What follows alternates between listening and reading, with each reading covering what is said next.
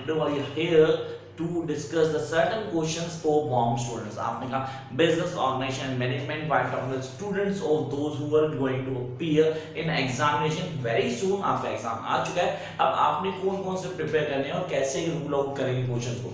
तो यहाँ पे डिस्कस कर लेते हैं कि क्वेश्चन सर क्वेश्चन की बात की कौन से एक्सपेक्टेड क्वेश्चन जो रिपीट होते हैं लगातार और ऐसे क्वेश्चन हमें प्रिपेयर करने का नहीं.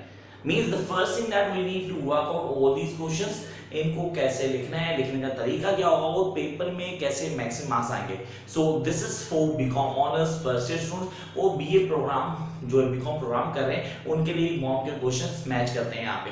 तो इन क्वेश्चन को थोड़ा ध्यान से देखेंगे and I guys really want you to be very attentive. इन क्वेश्चन को अगर आप लिख लेंगे that will be better part. बीच में आपको टाइम दूंगा कि आप स्क्रीनशॉट ले पाएं.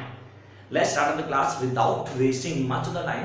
पहली चीज देखना, जो लोग पहली बार इस चैनल पे आए हैं तो गाइस चैनल को सब्सक्राइब करें, नोटिफिकेशन बटन को प्रेस कर दें क्योंकि यहाँ से आपको हर बार वो इन्फॉर्मेशन मिलेगी कि कब कौन सी नई वीडियो आई है और कब मैं लाइव आना रहा हूँ जिसमें आप बेनिफिट ले सकते हैं. Let's start the class. The first question, the very first question हम सब जानते हैं कि सर 5 क्वेश्चन होते हैं, पांचों क्वेश्चन के 2 पार्ट होते हैं, part A and part B. अब इन पांचों क्वेश्चन में हमें आंसर कैसे देना है, आंसर देने के लिए कौन कौन सी चीजें याद रखनी है उनको भी थोड़ा डिस्कस करते जाएंगे हम. The very first question, explain the nature of business and industry and throw light on the interrelationship between industry and commerce. तो सबसे पहले तो हमें डिफाइन करना है कि इंडस्ट्री और कॉमर्स दोनों अलग अलग नॉर्म्स में क्या है. याद रखें जब हम आंसर देंगे तो try to make a flow chart. एक फ्लो चार्ट लाओ, उससे कहते हैं आपकी प्रेजेंटेशन बहुत अच्छी होती है. Remember it's a part of business. तो बिजनेस में हमेशा प्रेजेंटेशन काउंट होती है. जितनी अच्छी प्रेजेंटेशन होगी उतने आराम से टीचर आपको पढ़ पाएगा, आपको समझ पाएगा कि आप क्या बताना चाह रहे हैं and that will goes in favour of you guys. So हमने कहा explain the nature of business and industry. पहले नेचर पे लाइट देंगे, then the interaction between industry and commerce. तो ये बिजनेस और इंडस्ट्री आया, फिर हमारे साथ इंडस्ट्री एंड कॉमर्स. तो 3 चीजें कॉन्टिन्यू एक साथ हैं जिनको हमें डील करना है. पहले हम नेचर बताएंगे, फिर हम बताएंगे इनकी रिलेशनशिप क्या है, कैसे दोनों मिलके काम करते हैं और किन किन चीजों को हाईलाइट करते हैं. तो first thing define the nature. पहले तो definition of business and industry उनको डिफाइन करने के बाद नेचर्स, उसके बाद हम इंडस्ट्री और बिजनेस की बात करेंगे, उनको एक्सप्लेन करेंगे. Come up to the next question, optional question second part B. What is e commerce. सही एक्सपेक्टेड क्वेश्चन है, इसको प्लीज वर्कआउट कीजिएगा. What is e commerce, what are the requirements of the implementation of e commerce. Sir क्या क्या requirement है. पहली बात तो समझो कि ई कॉमर्स क्या होता है. मतलब मुझे यहाँ समझना नहीं है, टीचर को समझाना है कि what is e commerce. E commerce मैंने बता दिया. अब ई कॉमर्स को रोल करने के लिए कौन कौन सी चीजें इंप्लीमेंट करनी पड़ेंगी. मीन्स अगर मेरे को ई कॉमर्स को लेके आना है तो मुझे क्या क्या इंप्लीमेंट करना पड़ेगा, किन चीजों को ध्यान रखना पड़ेगा और कैसे मैं आंसर को वर्कआउट करके बताऊंगा कि टीचर पूरा सेटिस्फाई हो, यार this is the best answer and I need to give maximum marks to student. ये था first question. Come up to the second question. Question number 2, what is a quality control. Sir this is the most expected question. Quality control क्या होता है, मतलब production करते हुए हमें quality control पे ध्यान देना होता है. We have to take care of the quality control. Secondly, क्या what steps are involved in the process of installing a quality control system. अब हमें वो स्टेप्स बताने, मतलब क्वालिटी कंट्रोल सिस्टम की बात करें तो कौन सा प्रोसेस फॉलो करेंगे, कौन कौन सी चीजों को ध्यान रखेंगे क्वालिटी कंट्रोल करते हुए को अप्लाई करते हुए. Then we are having point out the significance of quality control. Means आपके पास पहले क्वालिटी कंट्रोल की डेफिनेशन आ गई, फिर आपके स्टेप्स आ गए, फिर आपके मेजर्स आ गए उसको रूल आउट करते हुए. तो 3 पार्ट्स में क्वेश्चन दिया है, तीनों पार्ट्स को एक्सप्लेन करना पड़ेगा. Again going to the same trick. अगर आप फ्लो चार्ट बनाते हैं उससे एक अच्छा इंप्रेशन बढ़ता है, आपका आंसर पूरा परफेक्ट हो जाता है. Come to the second part of question number 2, write an on management of diversity. What is management diversity? क्या होती है मैनेजमेंट डाइवर्सिटी. डिफाइन करेंगे, उसको एक्सप्लेन भी करना है. मतलब एक्सप्लेन इन बेटर वर्ड्स. जितना अच्छा एक्सप्लेन करेंगे उतना अच्छा इंपैक्ट पड़ेगा और टीचर हमें समझ पाएगा कि एक्चुअली हम उससे क्या चाहते हैं, what are basic requirements. So write a short management of diversity. तो ये मैनेजमेंट डाइवर्सिटी है, कैसे डील करेंगे, किन किन चीजों को समझेंगे. Come up to question number 3 A part, distinguish between recruitment and selection. पहले तो रिक्रूटमेंट और सिलेक्शन गया, मतलब भर्ती कर रहा हूँ, उसके बाद मैं उस बंदे को वहां पे सिलेक्ट करके पोस्ट कर रहा हूँ। दो चीजें क्लियर करता हूँ, पहले मैं रिक्रूटमेंट बताऊंगा, रिक्रूटमेंट के बाद सेकंड स्टेप सिलेक्शन। अब यहाँ पे what are the steps involve in selection of employees. अब सर यहाँ से प्रिलिमिनरी इंटरव्यू से लेके फाइनल इंटरव्यू तक जहाँ उसके लेटर मिलती है, वो सारे के सारे स्टेप्स मुझको बताने हैं। I need to mention each and every step. तो दोबारा ले करते हैं, distinguish between the recruitment and selection. What are the steps involve in the selection of employees. किसी एम्प्लॉय को जब हम सिलेक्ट कर रहे हैं तो कौन कौन से स्टेप ध्यान रखना होंगे, ये सब आपको याद रखना है और आपके लिए काम भी करेगा ये। Come to the next part, B part of question number 3, define human resource management, HRM।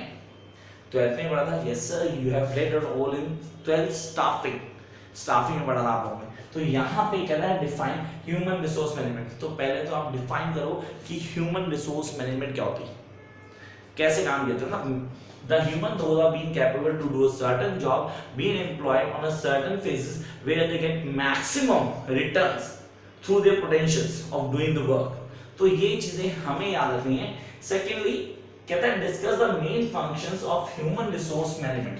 तो सर यहाँ पे पूरे क्वेश्चन में दो पार्ट देंगे।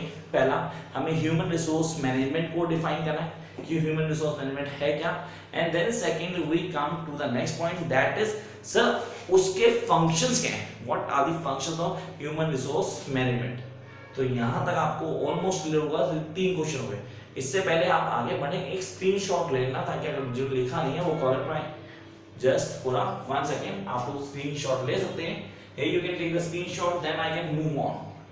Let's move to the question number 4. So the question number 4, A part. पहला question number 4 शुरू होता है। A part की बात करते हैं। What is environment analysis and diagnosis?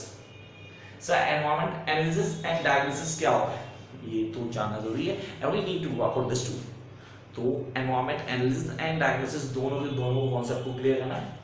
Then come on to the next point, that is explain the main techniques of analysis and diagnosis of the environment।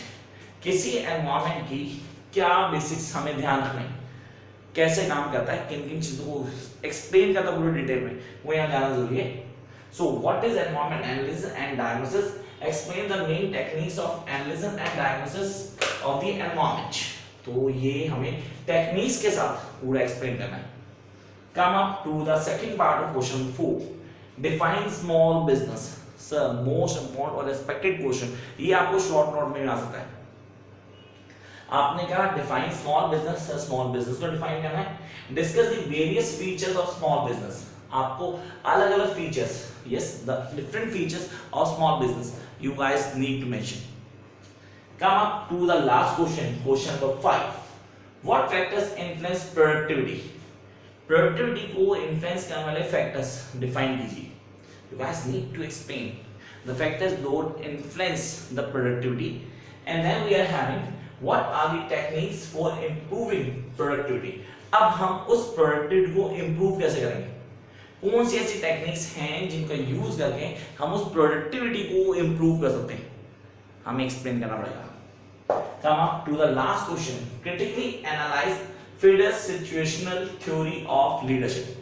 Sir feeder situation of theory of leadership, तो leadership का question आने आना है। अब जो बच्चे सोचेंगे sir ये क्वेश्चन थोड़े लिमिटेड है तो आप प्लीज बताओ, तो ऐसा करो यार, पहले तो आप एक स्टाफिंग लीडरशिप को पकड़ लो, इनसे 2 क्वेश्चन आने कंफर्म है। Then go to business environment, वहां से क्वेश्चन कंफर्म है। देन मैनेजमेंट और ऑर्गेनाइजेशन से एक क्वेश्चन आने वाला है। अब बात आती है एक क्वेश्चन जो मैंने बोर्ड पे लिखा नहीं हुआ, जो कंफर्म पेपर में मिलने वाला है, आपको चांसेस पूरे हैं, वो होगा शॉर्ट नोट। कोई 4 अलग अलग टॉपिक दे दिए जाएंगे, उनके ऊपर आपको शॉर्ट नोट करना, सच एज मैनेजमेंट पे दे दिया गया, रिक्रूटमेंट पे दे दिया गया, या आपको मोटिवेशन पे दे दिया गया, या आपको प्रिंसिपल्स पे दे दिया गया। ऐसे एग्जांपल्स हैं। इन एग्जांपल से कोई भी 4 एग्जांपल उठा के वो आपको क्या करेगा, आपको right the short notes on the following. वो क्वेश्चन नंबर 5 का बी पार्ट या ए पार्ट या ए और बी को हटा के सीधा एक क्वेश्चन दे देगा शॉर्ट नोट्स, वो आपको डील करना होगा। Guys when you are going to write down that answer, practically the short note one वाला, तो आपको याद रखना है कि आपकी एक्सप्लेनेशन अच्छी होनी चाहिए पर बहुत लेंथी नहीं होनी चाहिए। क्योंकि उस क्वेश्चन में उसने एक क्वेश्चन के 4 पार्ट कर दिए होंगे, उन 4 पार्ट के हिसाब से वो आपको क्या रहेगा, आपको आंसर देगा। और ऑनेस्टली आपको उन 4 में से 2 या 3 तो बहुत ही अच्छे से आते होंगे। तो ऐसा मत कहना कि आप उन 2-3 को एक्सप्लेन करने के लिए इतना टाइम ले लो जितना टाइम आप किसी एक क्वेश्चन का आंसर लेते हो। तो do attempt that question at the last, हाँ बिल्कुल लास्ट में अटेम्प्ट करना। सेकेंडली आंसर लिखते हुए ध्यान रखना कि आपकी वर्ड लिमिट एक्सेस ना हो जाए। कम तो नहीं होने वाली, डेफिनेटली बिजनेस का पेपर है तो कम तो होने का चांस ही नहीं है, लेकिन हाँ एक्सीड मत करना, क्योंकि एक्सीड लिखने में मार्क्स ज्यादा नहीं मिलने वाले, मार्क्स आपको उतने मिलने हैं जितने को क्वेश्चन है। तो वर्ड लिमिट पे थोड़ा ध्यान दें।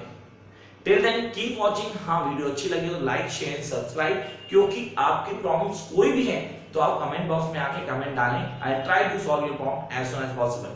पेपर बहुत पास है तो wish you very very all the best. Bye guys.